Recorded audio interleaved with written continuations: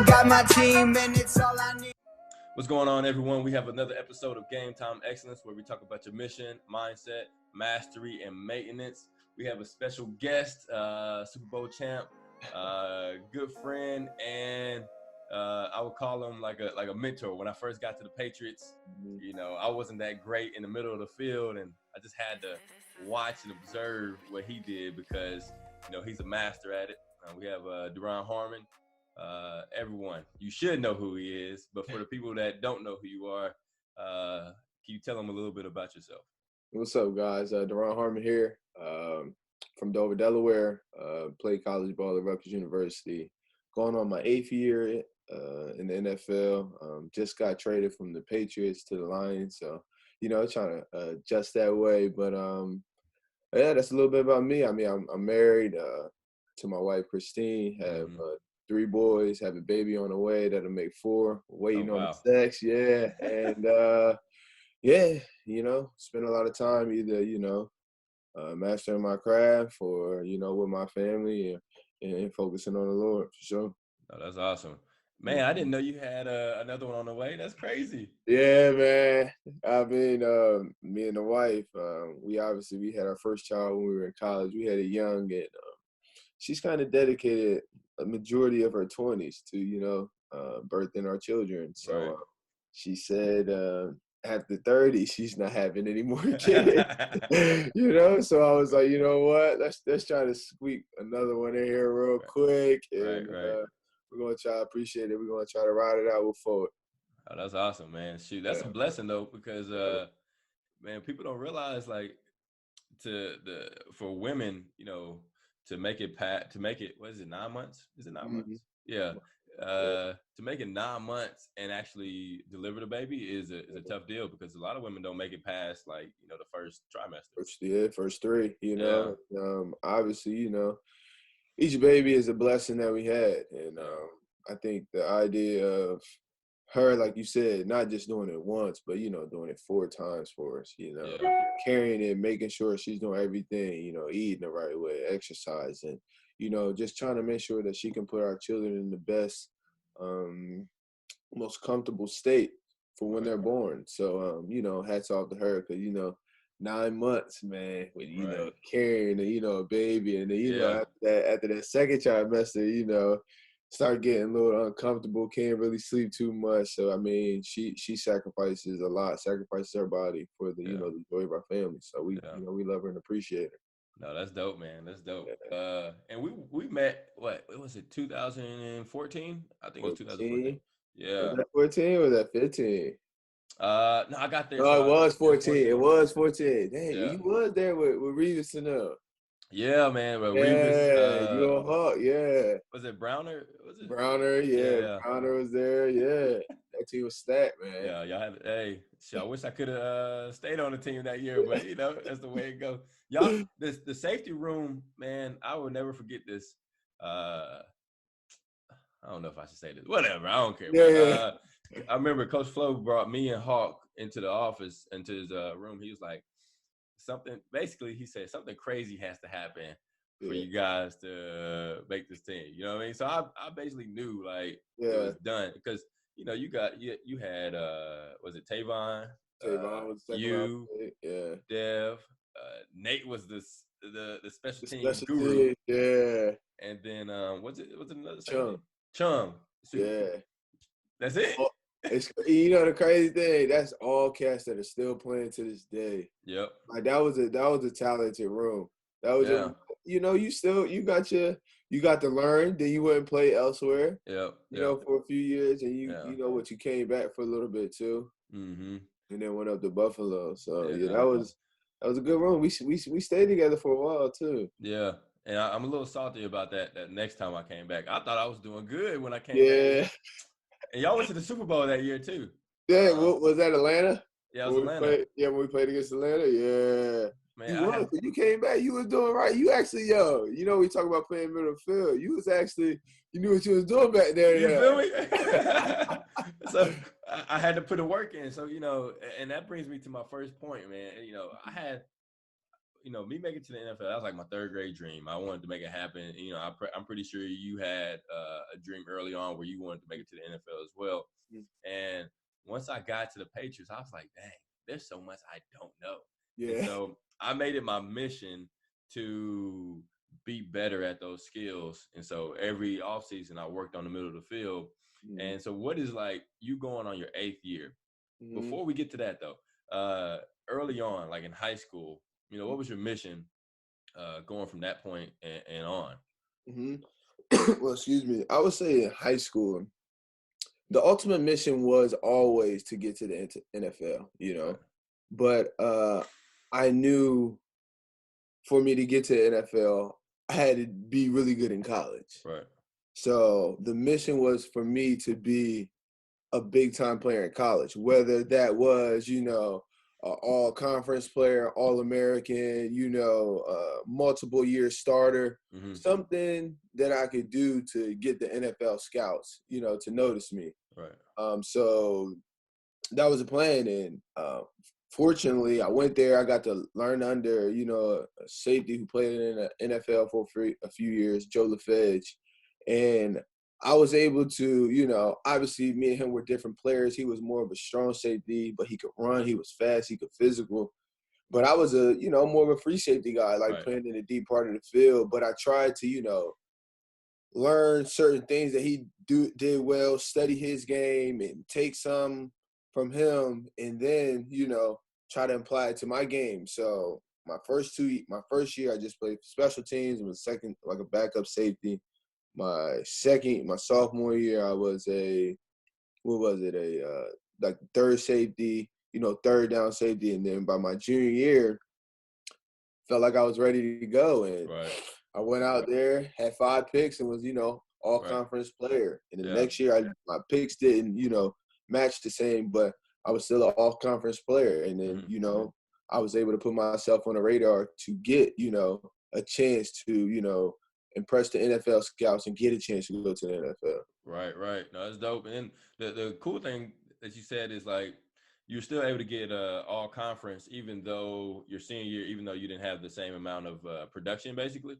How do you keep going? Because in the business world, that's the thing that I miss about football. Is like, man, I could see results if I put in this amount of work. I can see the results tomorrow. You know what I'm saying? With the business world, I can put this much work in, but I might not see the results till like a year later, 2 years later, maybe 3 months.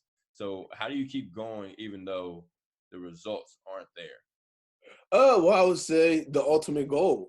What is the ultimate goal? Like, you know what I'm saying? Like, I can go outside and I can go put all this work in on playing man-to-man coverage, man-to-man for, 4 weeks for 4 weeks in a row.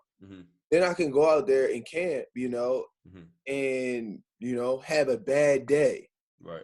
And man-to-man, you know how it is. Like some days you just off. Like, and I can go out there, I can misplace my foot, this. But at the end of the day, it's a lesson that I can learn from.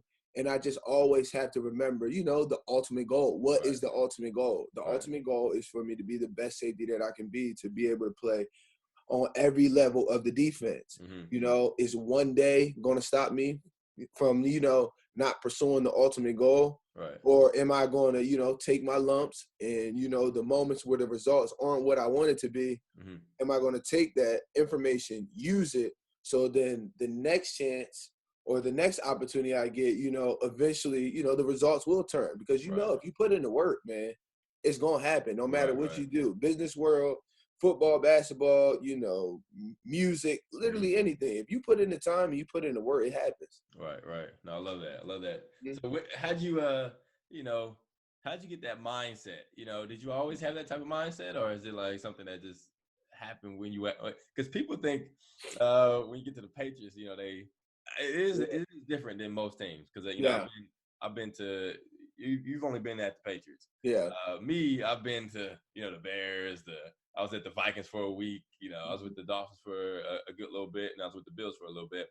And the Patriots is a different type of way. But did the Patriots instill like a type of mindset, or did you already have like a level of mindset? Well, I would say the mindset continues to grow. Okay. And mature. I felt like I always had, you know, a good mindset of, you know, of being able to work hard. And, you know, like, that's the only way we can get to where we are. Like, you know, I would say like a 5-10% of the NFL are just elite athletes who are blessed and born with, you know, something that everybody else don't got. Like we, you know, you talk about the clownies, you know what I'm saying? Like, you know, guys like that are just like just rare, raw, you know, Derrick Henry, like guys like that, rare, raw talent. But for us, like we got to put in the work. We got to start lifting when we're in high school. We got to start doing extra. We got to sacrifice. We got to be disciplined, a lot more disciplined than other people. And it goes on to when we get, you know, to college because, you know, the competition just, you know, increases and get better. And I think, like I said, I've always had a mindset of working hard. But when I went to the Patriots, I realized it's a difference between working hard and working hard and smart and not working hard and dumb, like just doing stuff. And I felt like at some point in my career, I was just doing stuff. Like I wasn't really, you know, working hard to tailor to my game, to improve weaknesses, to improve, you know, deficiencies in my body. You know, I was just like, all right, well, I'm gonna go here, I'm gonna lift, I'm gonna run, and that's enough. Like, and it's enough to be, you know, to be good, you know, to maybe, you know, make it by, because you know how it is. You know, some guys don't even lift in the offseason. They don't. Like, but I was doing enough to always, you know, be good to be good. And I think as I grew older in the league and I realized, you know, the time is running out. I'm starting trying to figure out what can I do, like also by working hard, but working smart, that can help me, you know, in my game so that I can be an even better player than I was the year before. And I just think over the last couple of years, I've been able to, you know, get stronger in a lot of different areas. The mental capacity of the game, trying to watch other players who are doing really good, like some of the top safeties, seeing what they do well, taking stuff from their game, and then trying to implement it in my game. That's been something I've really been doing over the last 2 years. And I think when I've been able to do that, I've been able to create a type of confidence that I haven't, you know, been able to have before, you know, because like it goes back, when you put in that time, you put in that effort, and when you see the results, and when you see like your body changing, you see, you know, the game coming easier, you understand it. You can be watching, you know, I can be watching the defensive players, and then all of a sudden, you know, I just look at the offense, I look at the down and distance, I'm like, okay, look at the form. Okay, this is what I think they're about to do here. And they do it, you know, it's just like, okay, I know what I'm talking about now. I know what I'm doing. Like, you know, it just gives you a sense of like, okay, like this mindset, and it makes you believe in it. You know what I'm saying? It makes you believe in the sacrifice, the discipline you have to have. It makes you believe in, you know, the process at the end of the day. Because like you said, like New England helped me understand that process. You know, they helped put it, you know, in a, I would say in a formula, in a way that, you know, I haven't seen before. And it's helped me, you know, go from a player who, you know, a lot of people didn't think was supposed to be drafted in the 3rd round to a guy who's well respected around the league, and, you know, going in his 8th year. No, you are well respected. Because when I first got to New England, you know, you have as a player, I feel like you have to have a borderline level of like confidence, but it's like close to touching like arrogance. You know what I mean? Like, yeah, for sure. And you think like no one can touch you. So when I got there, I was like, man, I never heard of Duron. I never heard of this guy. So I'm good. Then when I saw you play, I was like, my guy's nice back there. So, and then now to see like your evolution as far as from when I first met you in 2014 to now, it's so cool because, you know, you haven't made a Pro Bowl yet, have you? Nah. But I feel like you're close, and I feel like you should be in the Pro Bowl conversation. Because man, middle of the field, you cold-blooded, man. I appreciate that.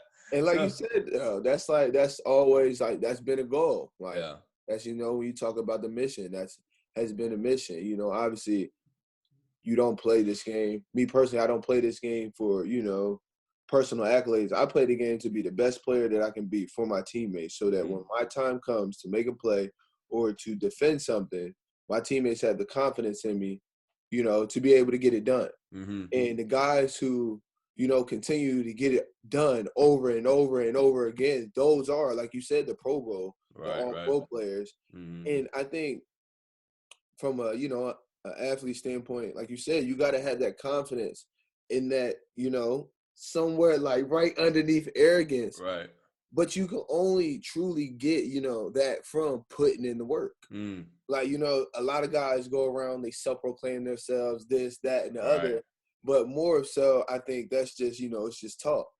Right. And I think the best players at anything, or the best businessmen, are the people who are quiet, and let, their play or let their work do the talking for them. So, that's something else that I've just been realizing and, analyzing and looking at some of the, the best athletes in the world, and realize, the ones at the top, they don't do too much talking. Right. No, and the safety room is like that at New England. Dev don't do too much talking. Yeah.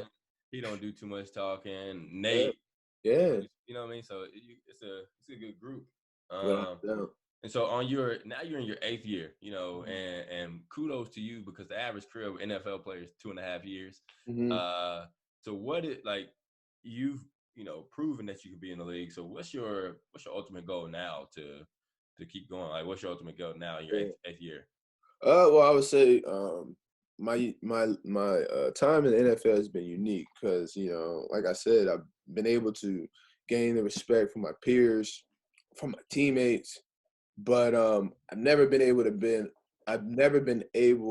to be a full-time starter. And that's a goal of mine.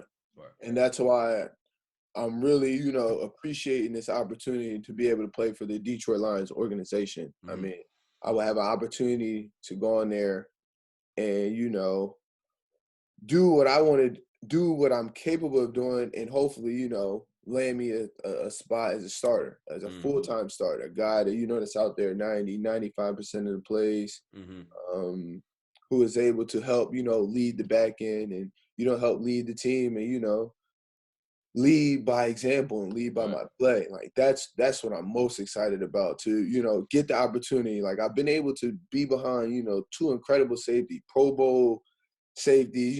Chung is a Pro Bowl caliber player, but to be able to be behind them, see how they handle business, see how they, go about their day to day, see how they prepare for the game.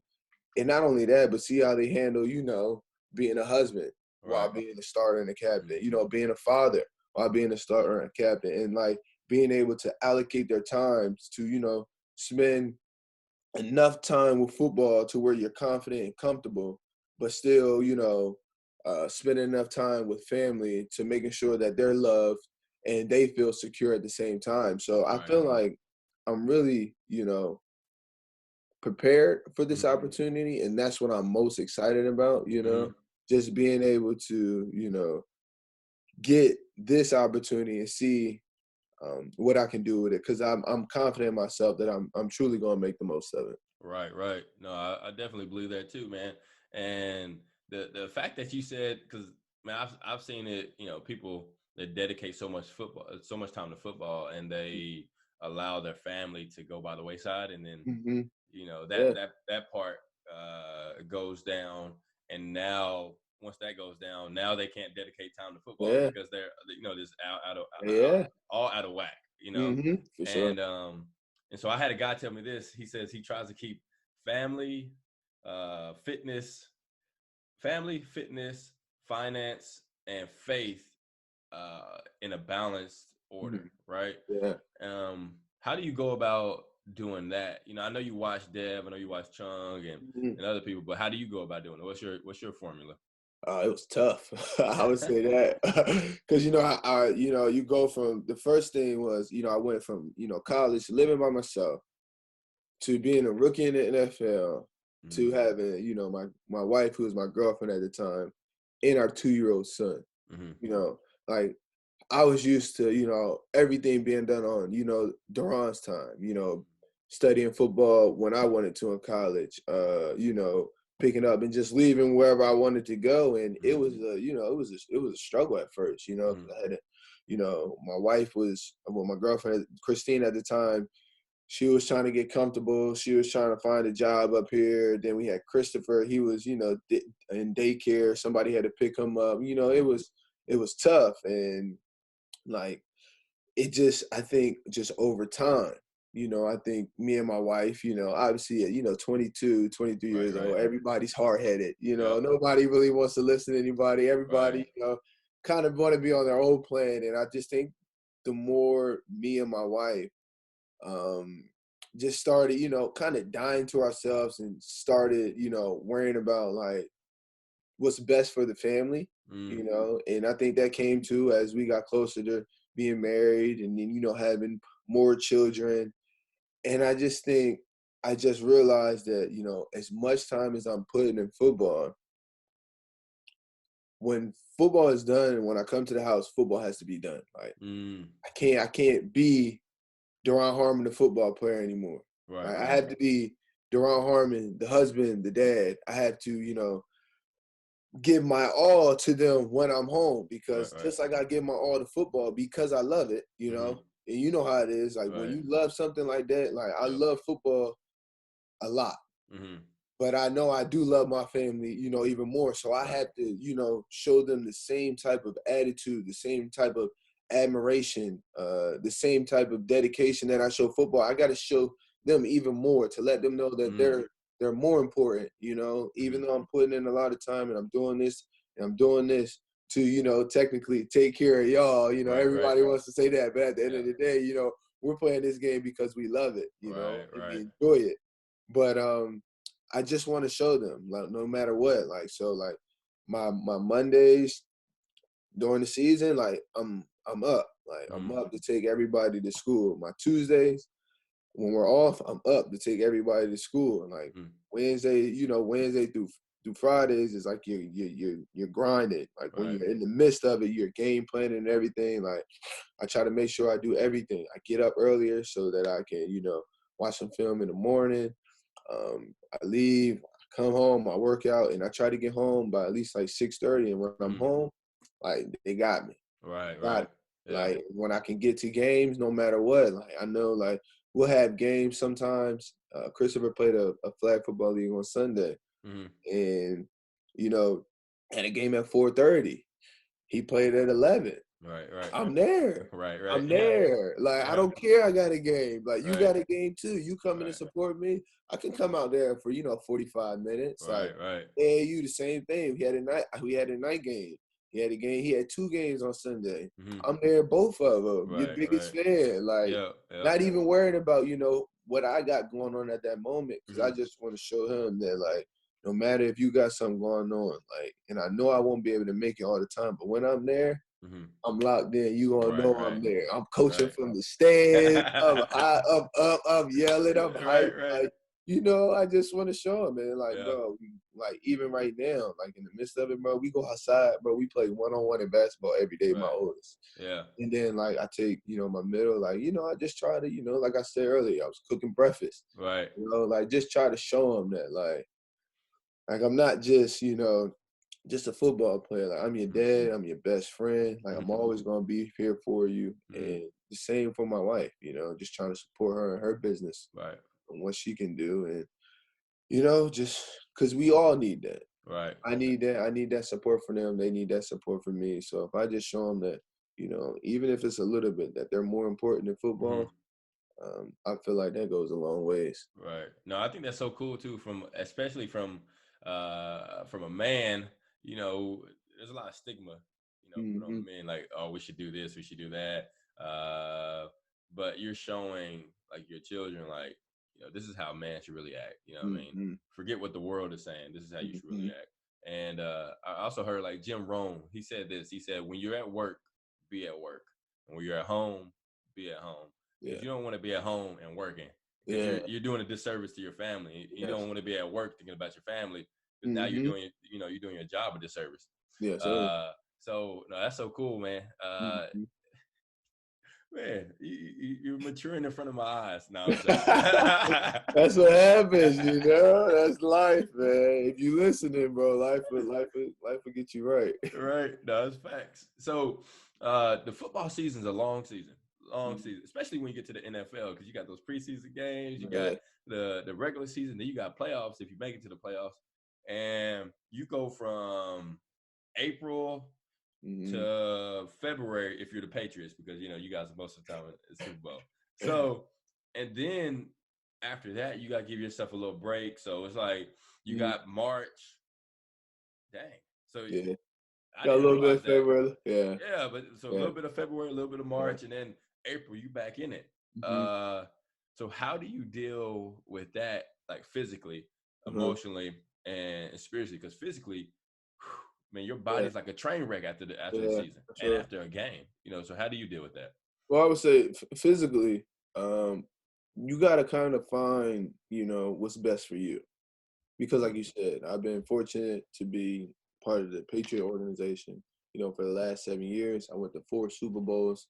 I've been to 6 AFC championships. yeah. So, this past season when we were knocked out in the first round, that's the most time that I've ever had. Mm-hmm. And I would say it came from a little bit of trial and error. I think my first couple years, you hear everybody like, you got to take, this rest. You got to do this. You just got to Right. sit Right. for a while. Like, Yeah. and what I realized is that, like, when I started working out, like, it was a little harder for me to get back to where I was. And it Mm-hmm. took a little longer.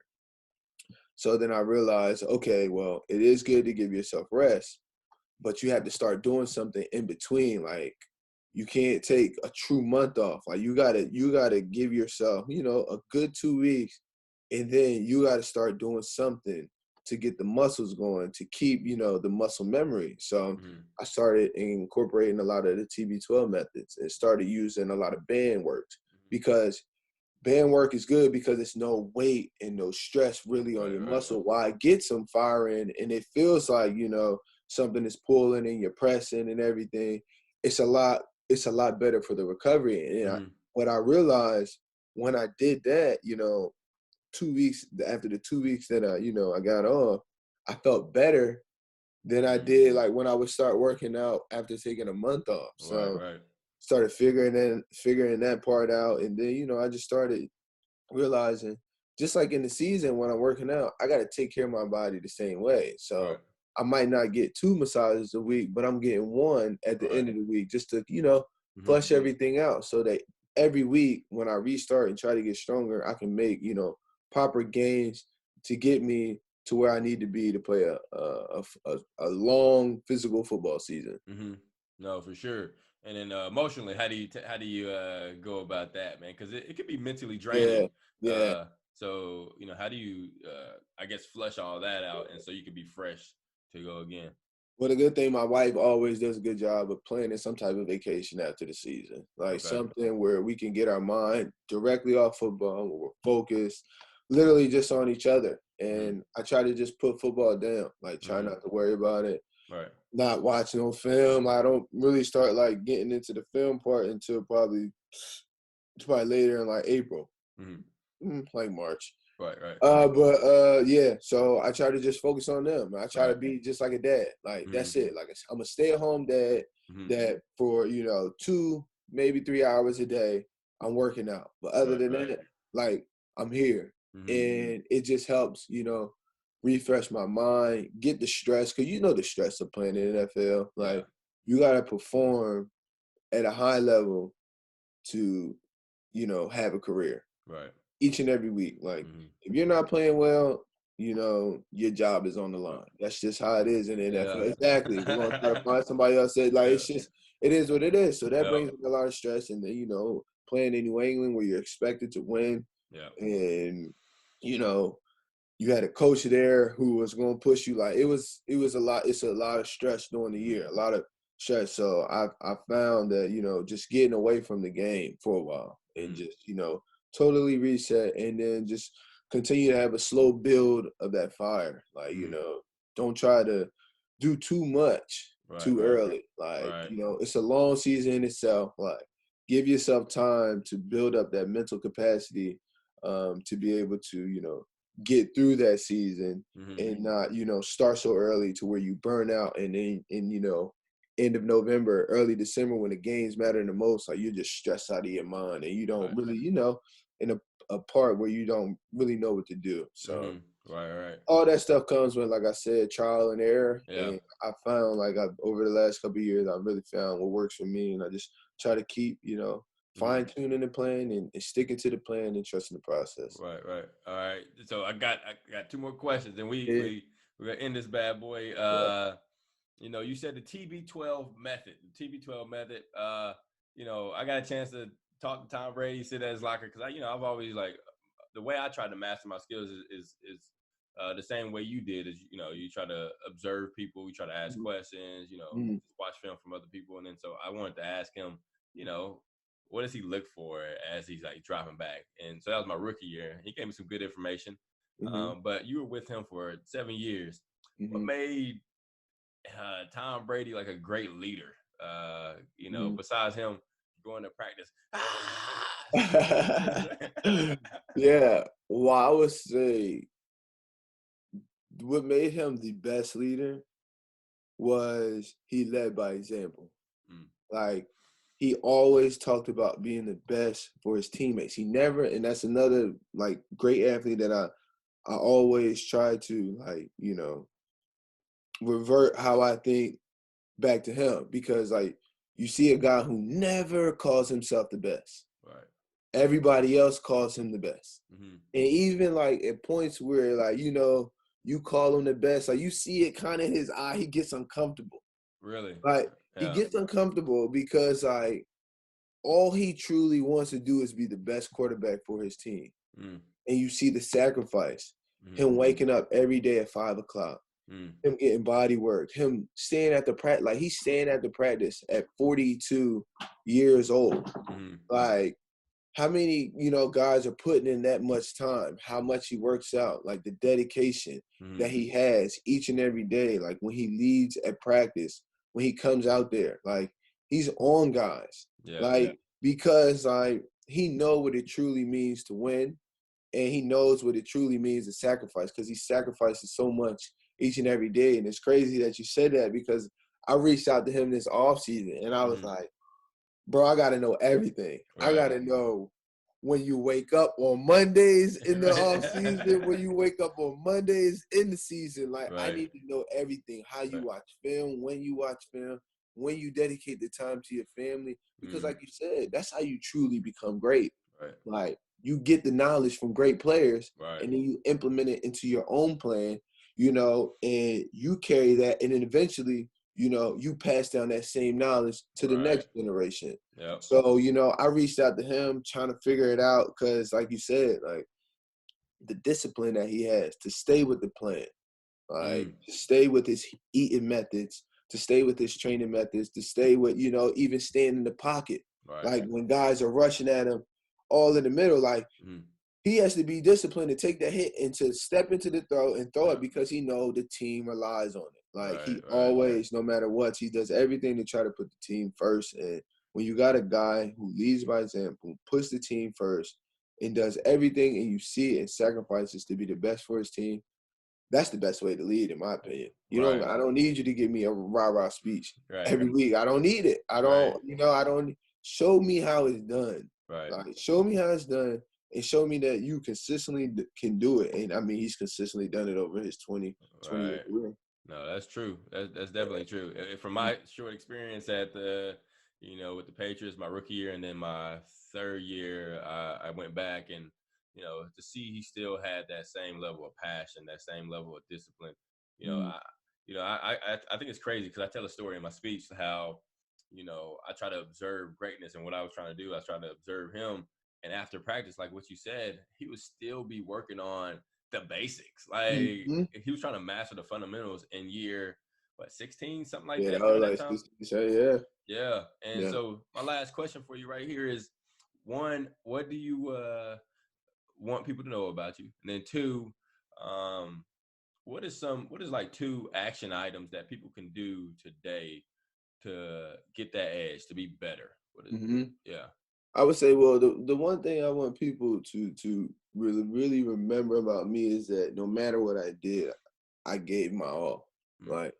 No matter, and I think my wife doesn't, she doesn't appreciate it all the time. And I can understand why. But Right. like if we're playing Uno, like Right. I'm trying to win. I'm Right. doing everything I can to win. Right. Like when I'm being a dad, I'm doing everything I can to be the best dad that I can be. Right. Like when I'm playing football, like I'm trying to do everything I can on the football field to be the best. Like no matter what, like I'm giving my all because like it means a lot to me. Like it means like being a dad means a lot to me. Playing football means a lot. Like winning means a lot to me. Like when I'm doing something and I'm really putting, the time, it means a lot to me. I'm gonna give my all, no matter what it is. Like when I'm dealing with the Players Coalition, being a part of that group, I'm giving my all because my cousin is still locked up to this day. Serving 11 years for a non-violent. So I seen it, I felt it.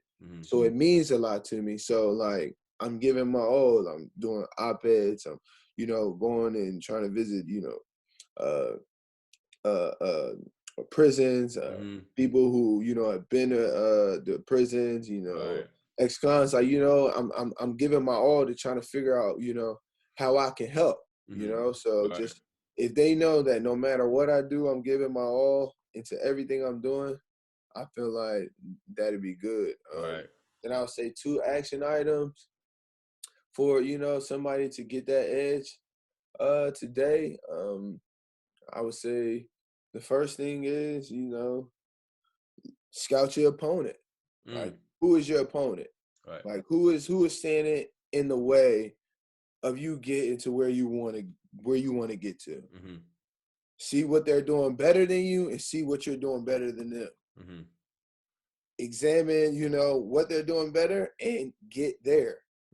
To where the point that what they're doing better than you eventually start doing better than them. Right. So then eventually you can move them out the way and get to where you want to get to. The second thing, then I would just say, you know what? Scout yourself and be honest with yourself. Yeah. That's what a lot of people don't want to do. Right. And I think that was one of the hardest things for me to do in my career, to be honest with myself about the player that I was. And I think the moment when I really started to be honest with myself, that's when I truly started to trend consistently upward. Because, like you said, we always, we're trying to, create this confidence and, this semi-arrogance about ourselves that, like you said, we can't be touched. Right. But in reality, more times than not, we didn't even do enough to create that true confidence to where you don't even have to say anything. Right. It just, that confidence just speaks for itself through your play.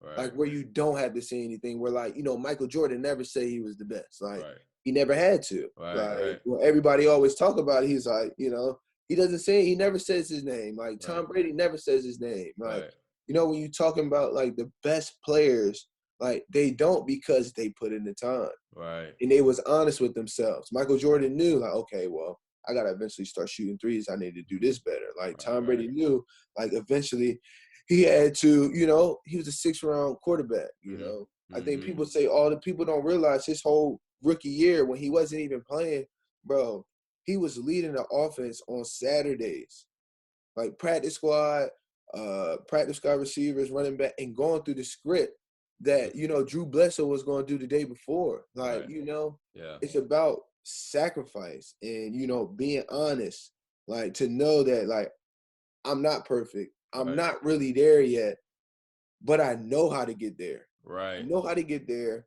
So I just had to put the work in silence and just continue to just go, like you said earlier, go day by day. Right. Staying with the process. Not, not doing it for a little bit and then, you know what, I'm here now. Nah, staying with it. Like Tom Brady has stayed with the process for 20 years, going on 21. Like if that doesn't, like ring bells, like that has to. Like he's the same, like you said, still trying to master fundamentals because fundamentals are key to everything. The fundamentals are what you can rely on when the moments and the pressure is at its highest. Right. So, like, so the two, like I said, the two things that I would say is scout your opponent, see where and how you measure up to them, but then scout yourself, right, and see how you measure up to what you want to be and what you admire to be. Right. Oh, that's some good advice right there. Scout your opponent, which is I feel like the easiest thing to do, and then scout yourself. That ain't tough. And you gotta be honest. You said be honest. And be honest. Yeah, that's key right there. And so, man, Duron, aka Do, man, I really appreciate you. I really appreciate your time. You know, you gave I learned some stuff today. That's a part of the reason why I'm doing this podcast too, is because I just wanna learn from people. You know, I'm steady trying to grow. And so I appreciate you taking the time to come on here. You know, everyone, remember, you know, Duron, he'll give it his all at everything. Family, Uno, football. Do you let your son win in one-on-one basketball, or do you beat him every time right now? So I used to let him win, but then he started talking crazy. So I tell him, like, he tried to do like some weak stuff now, and I'm like, nah, like the only way you gonna be able to score, you gotta really make a move and you gotta play. So he you know, tough love over here. Right, I got you. Tough love. Oh, and so, you know, hey man, I appreciate you once again. Everyone, you know, check out the episode, subscribe, like, share with a friend, and y'all have a blessed day.